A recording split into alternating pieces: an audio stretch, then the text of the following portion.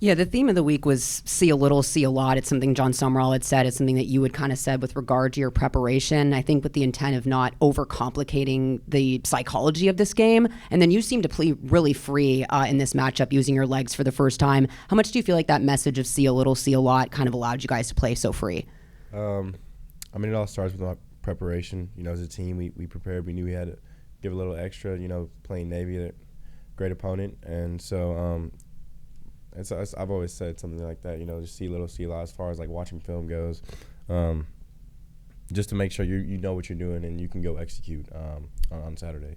And then we heard a little bit about John Summerall's team meeting the night before, going around everyone who stayed, everyone that came in a later window. You were one of the guys at the Military Bowl. Do you feel like the emotions from that game really mattered to you guys being able to shut out this team and put up 35 points? For me personally, 100%. Like I was talking about it to my friend the other day. Like going and playing Virginia Tech in that stadium, and just I didn't play at all, and it was raining the whole time. It just left like kind of like a bad taste in my mouth, and you know, losing. I hate to lose. So just all of that and remembering, you know, being back in the same stadium, it kind of added a little extra stuff to me, and that's really what I was thinking, you know, going into that game.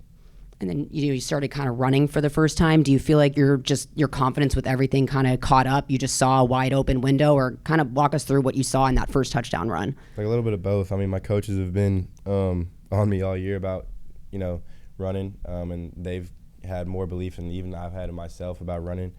And so just to go out there and do what you're coached to do is not really a better feeling. You know what I'm saying?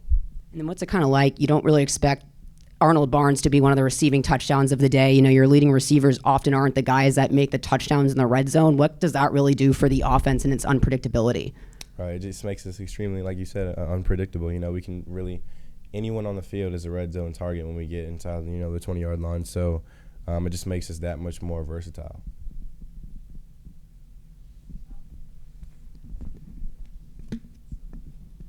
Until I talked to Caleb Thomas last week, I didn't realize how close you guys were growing up to in neighborhood, like 30 minutes away. But he mentioned that he had a good friend who helped you as a quarterback guru. Do you know what's that guy's name, and what did he do with you when you were out there? That's TJ. He's my dog. He went to Caleb's high school, Rigetti it's called, and so I transferred to St. Joe's, and they're like the two rivals. I never got to play against CT.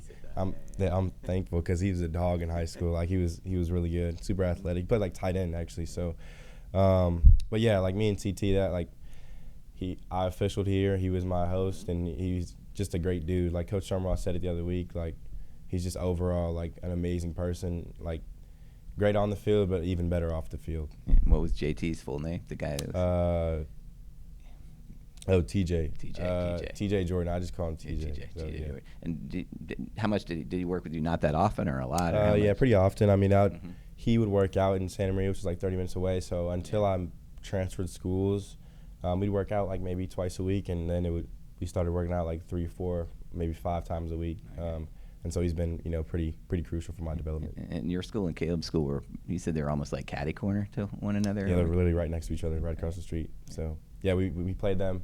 It's like a rivalry game, and we walk across the street literally as a team and go play them in their stadium. So, and one of the things, you clinched conference championship game. Obviously, you have a huge game at Memphis, but how do you make sure that nobody relaxes because just keeping the main thing, which is Memphis this week, and keeping all the guys focused, because you know this is a huge game for us. You know what I'm saying? So shutting out all the noise and really focusing on what we need to do this week and prepare for next Thursday.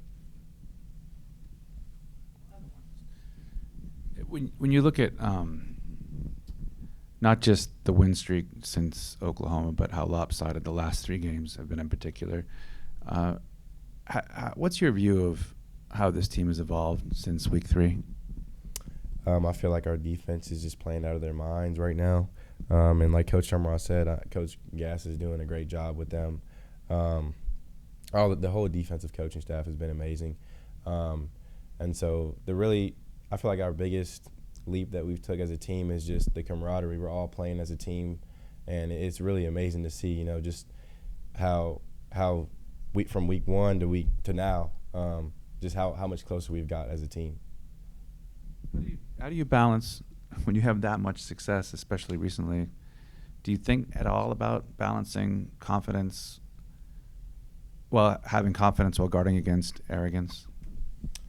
I feel like you gotta have a little bit of, I wouldn't say like arrogance, but I mean confidence is super important when you're playing, football. You gotta be confident in what you're doing. Like I said earlier, it starts with your preparation. Like you're not gonna be confident if you don't know what you're doing, and you gotta really prepare the whole week until Saturday to be confident in what you're doing.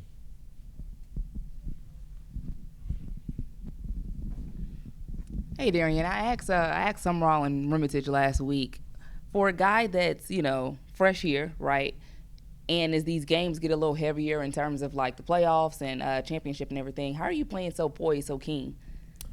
Just trying to, just keep the focus. It's just football, you know what I'm saying? Like trying not to make anything bigger than it is, and just going out there and playing for my guys.